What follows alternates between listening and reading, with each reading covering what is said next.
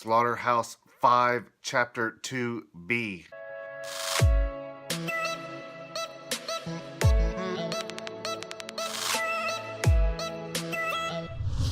He answered the door when I called. Barbara wanted to know, standing there in the door of the rumpus room. She had the afternoon paper with her, the one in which Billy described his friends from Tralfamadore. I didn't hear you, said Billy. The orchestration of the moment was this. Barbara was only 21 years old, but she thought her father was senile, even though he was only 46, senile because of the damage to his brain in the airplane crash.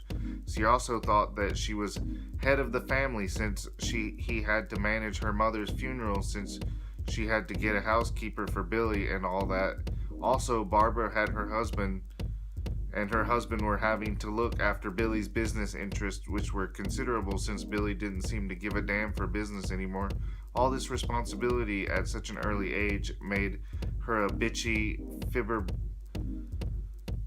flibber tidgibit, and Billy meanwhile was trying to hang into his dignity to persuade Barbara and everybody else that was far from senile that the contrary. He was devoting himself to calling much higher than mere business. He was doing nothing less now, he thought, than prescribing corrective lenses for earthling souls. So many of the souls were lost and wretched, Billy believed, because he could not see as well as the little green friends in Tralfamadore.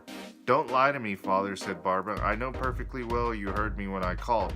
This was a fairly pretty girl, except that she had legs like an Edwardian grand piano. Now she raised hell with him about the letter in the paper.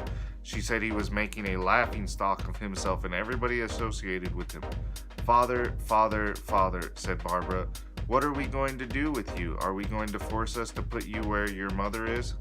Billy's mother was still alive. She was in a bed in an old people's home called Pine Knoll on the edge of Ilium. What is it about my letter that makes you so mad? Billy wanted to know. It's all just crazy. None of it's true. It's all true. Billy's anger was not going to rise with hers. He never got mad at anything. He was wonderful that way. There's no such planet as Tralfamadore. It can't be detected from Earth, if that's what you mean, said Billy. Earth can't be detected from Tralfamadore as far as that goes. They are both very small. They are both very far apart. Where did you get that crazy name like Tralfamadore? That's what the creatures who live them call it. Oh God, said Barbara, and she turned her back on him. She celebrated frustration by clapping her hands. May I ask you a simple question? Of course. Why is it you never mentioned any of this before the airplane crash? I didn't think the time was right. And so on. Billy says that he first came unstuck in time in 1944, long before his trip to Tralfamadore. The Tralfamadorians didn't have anything to do with his coming unstuck. They were simply able to give him insights into what was really going on. Billy first came unstuck while World War II was in progress. Billy was a chaplain's assistant in the war. A chaplain's assistant is customarily a figure of fun in the American Army. Billy was no exception. He was powerless to harm the enemy or to help his friends. In fact, he had no friends. He was a valet to a preacher, expected no promotions or medals, bore no arms, and had a meek faith in loving Jesus, which most soldiers found putrid. While on maneuvers in South Carolina, Billy played hymns he knew from childhood, played them on a black organ, which was waterproof. He had 39 keys and 2 stops, Vox Humana and Vox Celeste.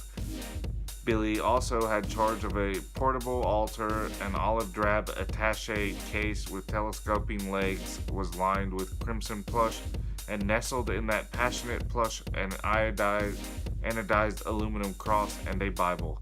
The altar and the organ were made by a vacuum cleaner company in Camden, New Jersey, and said so.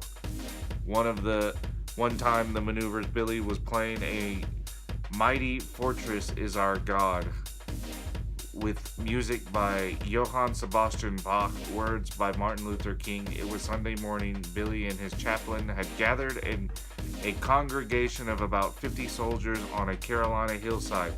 An umpire appeared. There were umpires everywhere, men who said was winning or losing the theoretical battle, who was alive and who was dead. The umpire had comical news. The congregation had been theoretically spotted from the air by a theoretical enemy. They were all theoretically dead now. The theoretical corpses laughed and ate a hearty noontime meal. Remembering this incident years later, Billy was struck by what a Transformadorian adventure with death that had been to be dead and to eat at the same time. Towards the end of maneuvers, Billy was given the emergency furlough home because his father, a barber in Ilium, New York, was shot dead by a friend while they were out hunting. So it goes. When Billy got back from his furlough, there were orders for him to go overseas. He was needed in the headquarters company of the infantry regiment fighting in Luxembourg. The regimental chaplain assistants had been killed in action, so it goes. When Billy joined the regiment, he was in the process of being destroyed by the Germans in the famous Battle of the Bulge.